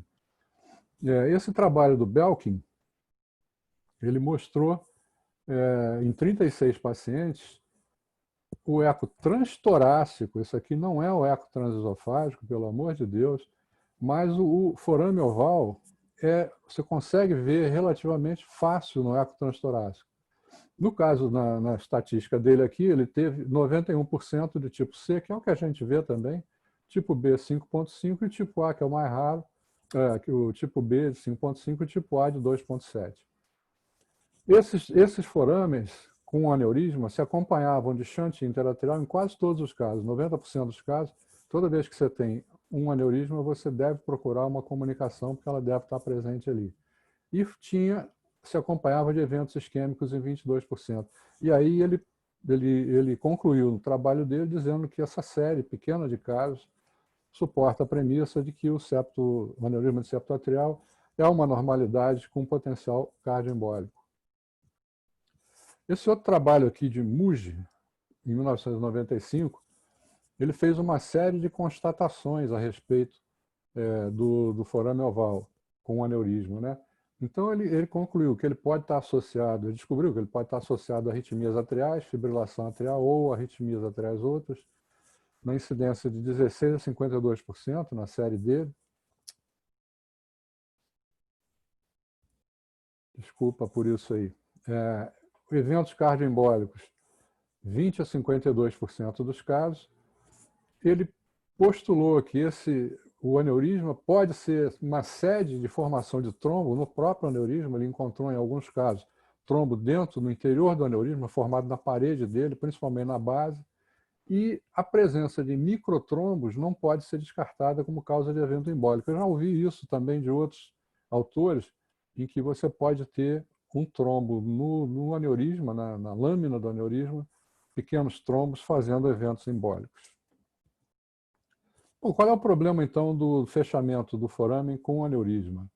O primeiro deles é que o aneurisma altera a geometria e a visão espacial do septo, ao ecocardiografista, principalmente. Ele fica enlouquecido, às vezes, sem saber direito em que lugar ele se encontra, porque o aneurisma é muito diferente de um septo reto, bonitinho.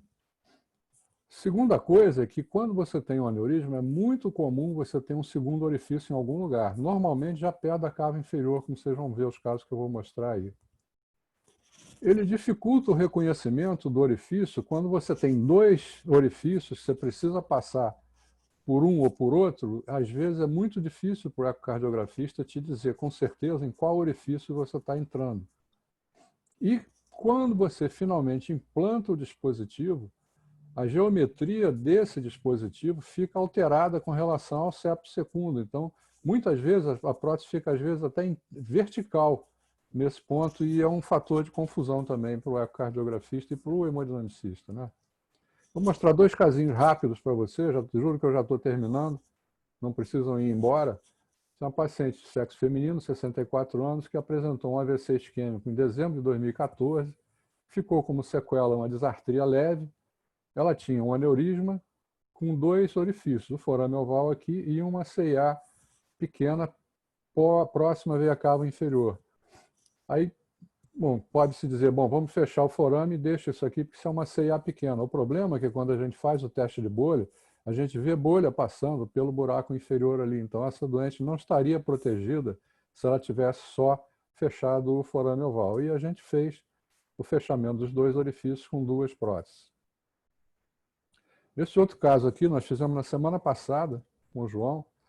Era um mergulhador de 37 anos, que teve um quadro descompressivo em 2019 e apresentava um aneurisma com 2 orifícios, também um próximo à cava inferior, outro no forame oval. E repara como é muito elástico esse aneurisma, essa fossa oval é extremamente elástica, extremamente hipermóvel, né? E aí a gente achou que tinha passado, que estava no ato esquerdo, né? O septo está aqui embaixo. Quando a gente foi ver com calma, repara que aqui o septo cedeu e acompanhou a bainha aqui.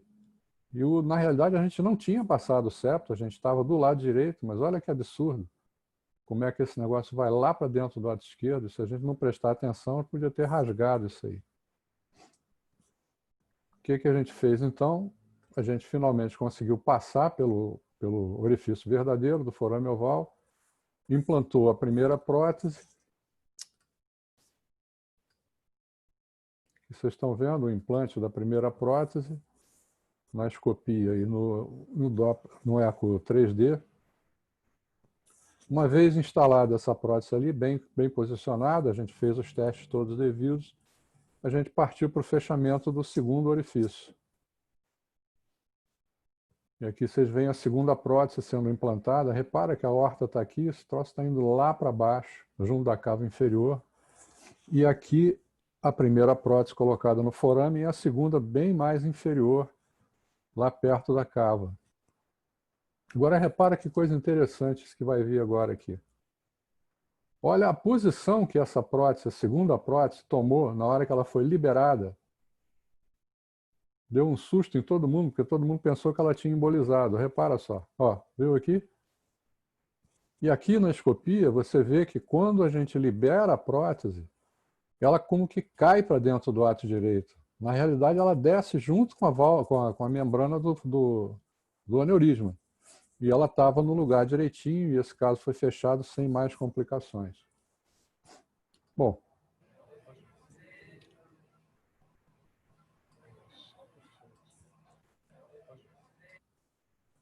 Aqui vocês veem o resultado final com as 2 próteses colocadas. Repara que elas estão em planos bem diferentes.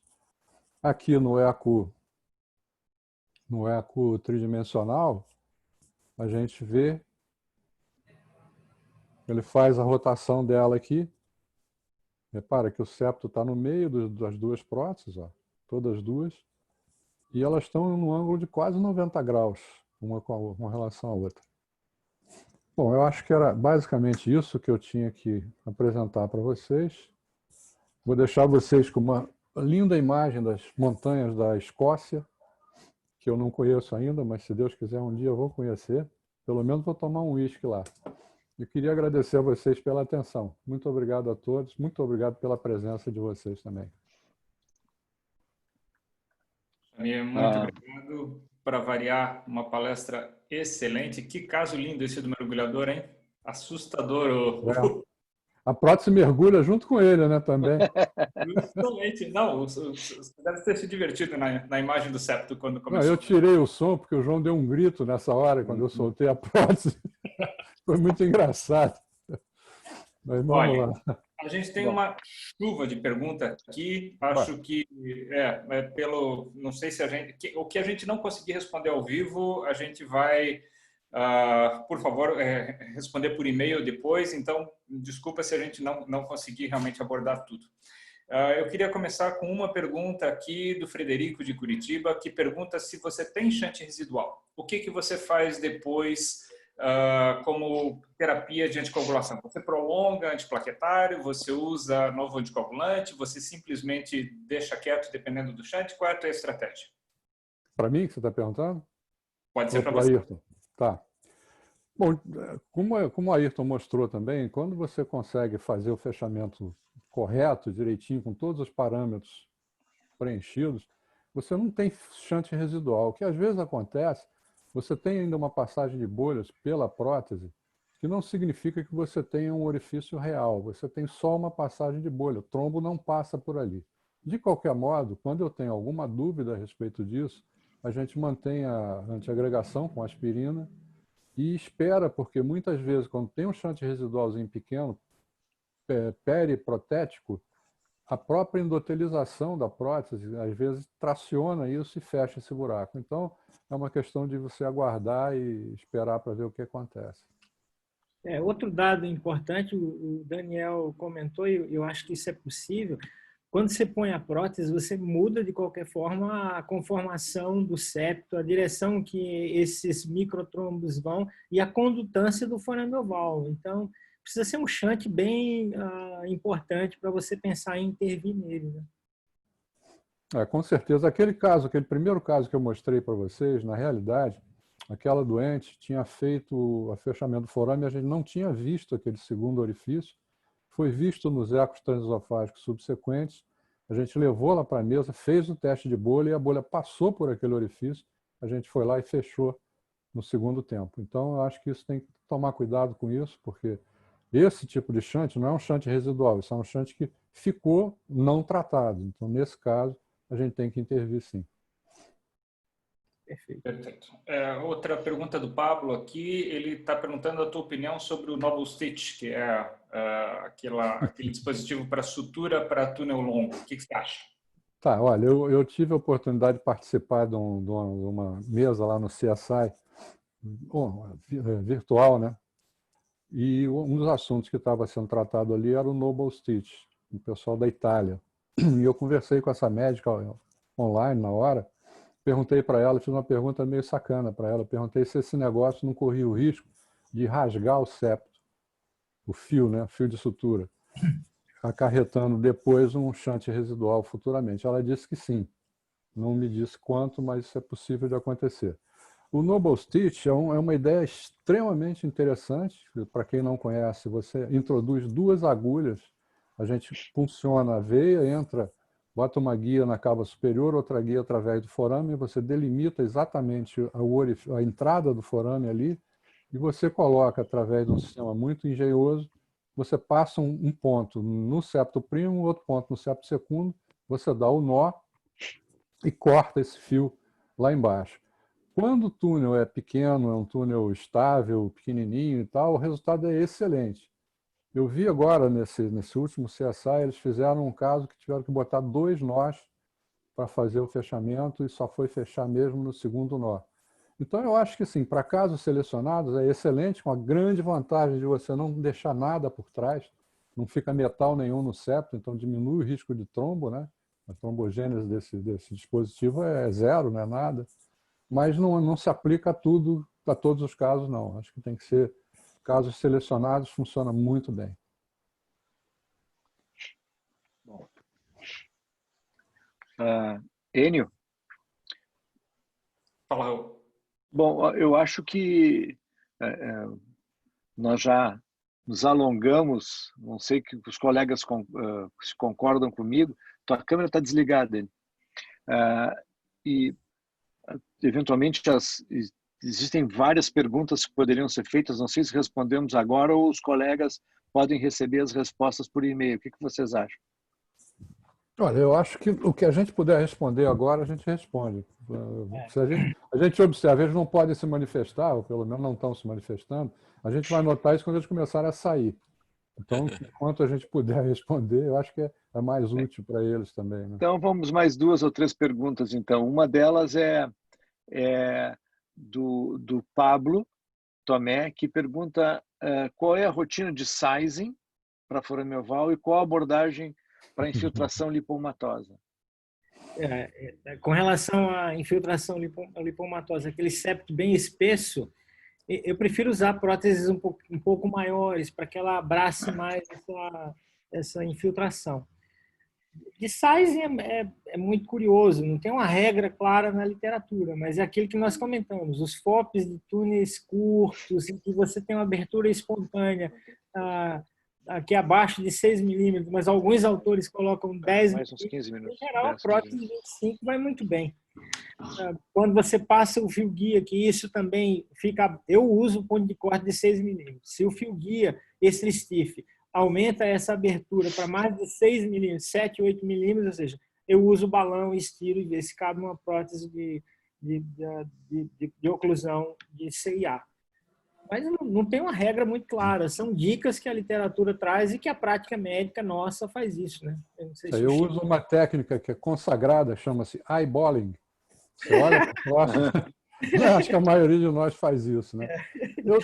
Eu já dei essa aula aí no BSS, há um tempo atrás. Eu fiz um levantamento sobre esse problema de como você escolhe o tamanho da prótese. E eu, quando comecei, lá atrás, ninguém tinha experiência com isso também. E eu perguntava para os caras nos congressos internacionais, mas vem cá, por que você escolheu a prótese 25 ou a 30? Aí eu, pelo jeitão, porque eu achei que não sei o que. Na realidade, o que você tem que obter no final do teu procedimento é a prótese mordendo o septo secundo, comprimindo o septo primo sobre o septo secundo.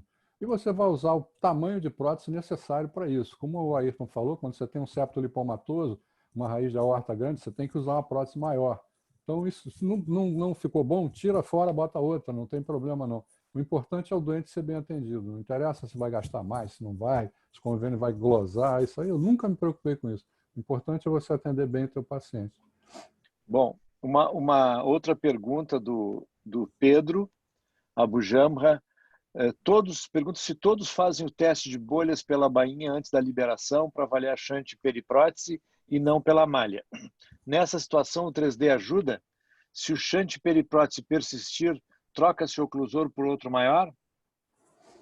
Bom, eu não faço isso, não. Eu nunca mais fiz teste de bolha depois da prótese implantada, porque não adianta nada, vai passar bolha de qualquer forma. Então, eu estou com o Chico. Primeiro, até o João pode ajudar também. Eu acho extremamente difícil, logo que você implantou a prótese com aquela estrutura vazada, que ela é permeável, você detectar exatamente se é periprótese, se é intraprótese. Você consegue ter indícios, mas daí a você retirar a prótese, eu acho que se ela está bem implantada, essas microbolhas, eu sou do time do Chico, eu faço só por motivo didático, na prática corriqueira é Doppler com Color, e se não tiver nada excepcional no Color Doppler, eu não mexo na prótese. Bom, somos três também, eu também não faço avaliação de shunt residual após liberação. Enio? Tem uma pergunta aqui do Fidel Meira que é para o Daniel. Daniel, se a quantificação das microbolhas no transcraniano, você usa isso, a quantificação, para indicar ou contraindicar o fechamento do FOP? Boa noite. Assim, a quantificação de microbolhas, ela serve para auxiliar na decisão de você vai fechar ou não o FOP. Não pode ser tomada como um fator isolado, não há nenhuma evidência para isso. É claro que, por exemplo, num paciente com contexto de um AVC que ele é cortical, que você já investigou outras fontes emboligênicas, aí, principalmente arritmias, que tem nenhum outro fator de risco, ele é jovem, e daí ele encontra uma grande passagem de microbolhas, é um fator a mais para se pensar. Especificamente, o guideline francês de oclusão de foramen oval patente, ele especifica que a passagem de mais de 20 microbolhas é um fator que eles consideram para oclusão de FOP. Nos outros guidelines não há esse tipo de especificação. Portanto, assim, eu acredito que deve ser utilizado como uma ferramenta a mais na tomada de decisão, mas não deve ser analisada de maneira isolada. Beleza, obrigado. Tem um comentário do Max aqui que eu queria pôr para discussão. O Max diz que quem defende o fechamento do foramen com sedação só e sem eco transesofágico nunca viu uma embolia aérea pelo catéter 8F. Todo mundo concorda? Ou dá para fazer o fechamento sem eco transesofágico só com sedação? Não, eu Posso concordo responder? Deixa eu só responder rapidinho aqui, que eu já tive um caso, não que eu sempre faço, todo mundo com anestesia geral. Mas teve uma época que eu tinha um grupo anestesista que não era tão bom como o que eu tenho hoje, e o cara deu uma respirada, cara, na hora que eu estava com o catéter entrando no lado esquerdo. Foi uma encrenca danada. Então é muito melhor o doente ficar quietinho, com o tubo na garganta dele, e a gente trabalhar em paz. Vai, Raul. Olha, desculpa, Raul, eu venho trabalhando com sedação já há um bom tempo, com essas máscaras novas anestésicas, que você consegue... Claro, aí você vai depender também de um anestesista de qualidade, não há dúvida disso. Mas para TAV, ou seja, se for caso, para fechamento de CIA, com o paciente sob sedação, e confesso que até hoje não tive problema nenhum em relação ao procedimento. Isso é uma discussão realmente grande, né? É uma discussão no mundo, pela questão de custo, né? Redução de custo, e pelo fato de você poder utilizar um menor tempo de sala. E, por outro lado, também a mesma história se você usar o ICE. Não tem dúvida, se você usar o ICE, você não vai precisar de tubo. Você pode fazer, como o Ayrton falou, você pode fazer com a sedação com o paciente com a máscara laríngea, ou, enfim, com essa máscara própria para utilização com anestesista. Mas eu acho que cai naquela história que o Ayrton falou. Quem é o ecocardiografista de hoje aí da casa aí para subir e fazer o procedimento? Você também vai virar. Mas e o anestesista? Qual a experiência do cara com fazer anestesia por sedação? Então, vão ser também novos especialistas para poder estar trabalhando junto com a equipe, né? É o heart team, né? Vai cada vez você ter um grupo maior de pessoas trabalhando junto, né? Para poder ter um melhor resultado. Na Alemanha, eles não usam anestesia, né? Volta e meia, em caso ao vivo, você vê as pernas do doente pulando lá para cima, aquele campo balançando ali, e ele falando em alemão danado. É muito melhor a anestesia, pelo amor de Deus. Não, eu tenho um time que trabalha comigo há literalmente 20 anos. A Estela no ECO e um grupo de anestesistas que acabaram virando, na realidade, 3 anestesistas que estão sempre trabalhando comigo. Então, e por problemas não de custo de honorários, mas simplesmente por, às vezes, disponibilidade de UTI, a gente começou, faz uns 2 anos já, a tentar fechar os forames ovais com sedação feita pelo anestesista. Então, não é aquela anestesia só um pouquinho, só mais um nasossacal, mais um pouquinho, não. O anestesista faz, o paciente dorme, ele, na hora de passar o transesofágico, se aprofunda com propofol e funciona muito bem. No início eu tinha alguma dificuldade, porque eu achava que ficava estressado e eu não conseguia fazer injeção de bolha. Não, agora está super tranquilo, funciona bem e, obviamente, como o Max disse, tem que ter muito cuidado com o paciente em ventilação espontânea e catéter no lado esquerdo. E eu não dependo não quero perder o meu heart team, não. Eu trabalho com esses caras, eu quero que eles continuem trabalhando de uma maneira minimalista, mas trabalhando com a gente. Você sabe que existem 3 técnicas anestésicas, né? 3 tipos de anestesia que eles dão para a gente. Primeiro, anestesia convencional, é aquela que ele fica na cabeceira falando para o doente que ele está anestesiado. Não mexe não, está tudo indo bem. Essa é a convencional. A segunda é a anestesia contensiva, né? O cara começa a espernear, pula um 3 em cima e vai se tocando o procedimento assim mesmo. E a outra é a anestesia balanceada, é aquela que o doente, no meio do procedimento, começa a levantar assim e se balançar todo. Eu já tive experiência com as 3 técnicas.